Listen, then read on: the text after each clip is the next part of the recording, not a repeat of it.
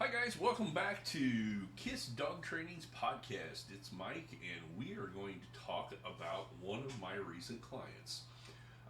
This was a client where we are basically doing some puppy training with an English bulldog. Family has mom, dad, older sister, younger brother.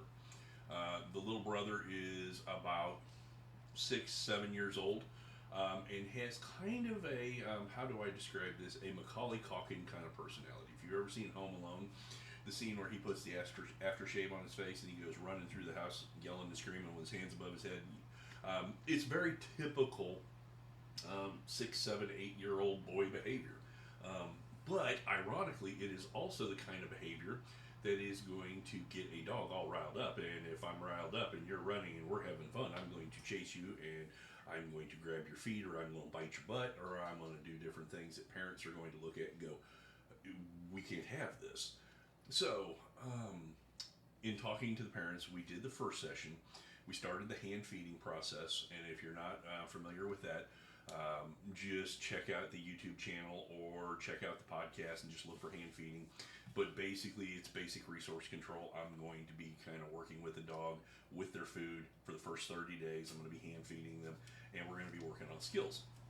Well, in that second session, I give people about 2 weeks worth of practice, and then I come back and we do the second session. And the second session is really the introduction of leashes, long lines, starting to work maybe with the command stay, and really starting to focus more on the redirection command of leave it. Whereas if you're chasing somebody and I say leave it, you should stop, come back to me, and I would reward you. Now, that sounds all wonderful, and it is, but when you have a young child, a young dog, the personality of a bulldog, and a family who's trying to figure out how to do all this at once, it can be a lot. So as we were going through all this, the question came, how can we safely practice this stuff? And this is where, as trainers and as clients, we've got to think outside the box every once in a while. So Dad had been doing the lion's share of a lot of this training. And I said, okay, I've already worked with you on the leash in the house of walk to one area of the house, ask for a sit, say stay, release the dog, move to another area of the house. And we're doing all this on leash so that we can normalize the idea of a leash. So I think it's really important, and we'll probably do another video or podcast on this topic, is why do I start leash training inside the house? Well, if your dog can't walk beautifully inside the four walls of your house on leash, why would you think they could do it out in the distraction of the world in the neighborhood? So I always start inside the house with a leash. Then I take the leash to the backyard. Then I'll take the leash to the driveway. Then I'll start the actual walk on the sidewalk out in front of the house, maybe 2 or 3 houses each direction. We'll build the walk. Then I might add one of my dogs to the walk so there's actual distractions that can be controlled. And then we're going to end up maybe in the 5th session going to, a pet-friendly retail establishment, hardware store, pet store, something like that, and see if the dog can handle those distractions. Well, in this case, all of those topics really seemed past what this little 16, 18-week-old bulldog puppy could handle. So the idea that we came up with was, okay, Dad, I want you to hold the leash, and really you're just playing the anchor point. You're going to keep the dog on leash, and I want the little boy to have his own treat bag, and I want him to ask the dog for a sit, give the dog a treat.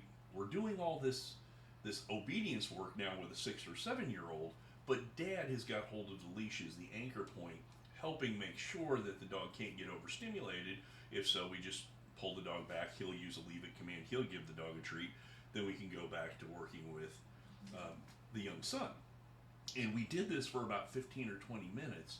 And the cool part of everything was watching the face of the little boy as he all of a sudden realized, hey, wait a minute, I can get the dog to listen to me if I reward the dog. And I think it's really cool when we can take the next generation and we can teach them. I don't have to yell and scream at the dog. I just need to ask the dog, teach the dog, and reward the dog for what I want. And, he would run, which would trigger the dog. And then, of course, we had a teaching moment of don't run, walk. But Dad was working leave-its on the backside as the anchor. The boy was going different spots in the house, asking the dog to sit, asking the dog to lay down. We had him doing watch me's. He was putting about 5 seconds of duration before he would release the dog to his hand. And it turned out to be just an awesome kind of way that dad and son could even work together to train the dog, which then added a bonding moment not only between the little boy and the dog, or the dad and the dog, but now the dad and the son working with the dog, and now everybody's working together. Got an email a couple of days ago that a lot of the problems they were having have gone away, and that they have a lot more tools that they can use to kind of work those issues when they see them. So the overriding idea here is maybe that this is something you could try yourself. I would at least have a trainer there the first couple of times so that you've got kind of a coach who's talking and making sure everything's going. We have the person with the leash who's the anchor, and we have the other person who's asking the dog to do stuff. But it's really more, if you get stuck, you got to think outside the box. This is something I've done maybe, I can count on two hands, maybe 10, 12 times over the years, okay?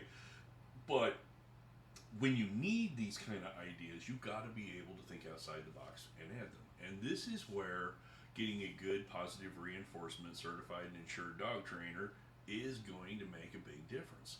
Also, look at the time the dog trainers got in the business. Experience counts. And always look at the Google reviews. But be willing to look outside the box. This was a really simple, fun thing that we did with a young son, his dad, and me kind of coaching off to the side. And I was kind of excited to be part of the process, and I thought that it might be something that people could use, who are either watching this on a video or listening to the podcast or whatever.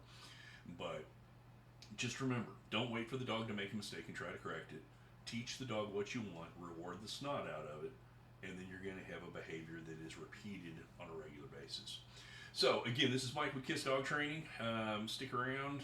We're going to have more topics coming fast and furious. And I guess the last thing, please message us on Facebook or Instagram or through the website, info@kissdogtraining.com. Tell us what you want us to cover, and we will do it.